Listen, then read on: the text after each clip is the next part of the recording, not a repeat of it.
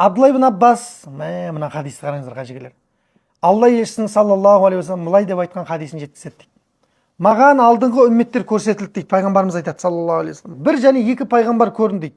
Олардың жандарында 10-ға жетер жетпес адамдар бар дейді. Үмметінің саны 10-ға жетер жетпес дейді.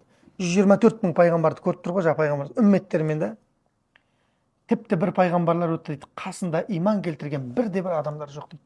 Үмметі жоқ пайғамбарлар болды дейді. Маған соның барлығы көрсетіліп жатыр дейді пайғамбарымыз. Кенет бір көп қауымды көрдім дейді. Сөйттім де, бұл менің үмметім ба деп сұрадым дейді. Сонда жоқ, бұл Мұса мен оның қауымы деп айтты дейді. Көңіл түсіп кеткен ғой пайғамбарымыз. Менікі қақта деп тұр ғой. Сөйтсем дейді, көкжиекке қара деген дауыс келді дейді ғой. Көкжиекке қарасам дейді, ана қауымның соңы көрінбейді дейді. Сөйтсе аспан көкжиектеріне иін тірескен қауым толтырып келе жатыр дейді. Өзі хадистерде бар емес пе? Жәннатқа адамдар кіргеннен кейін пайғамбар салам айтады, 120 сап болады дейді. Алла тағала сапқа түзетеді дейді жәннаттықтарды.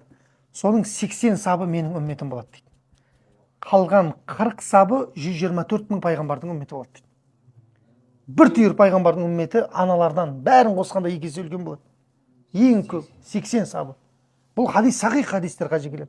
Сөйтті де, бұл сенің үмметің деді айтты дейді пайғамбарымызға. Жаңағы топырлаған шеті жоқ көкжиектің адамдар.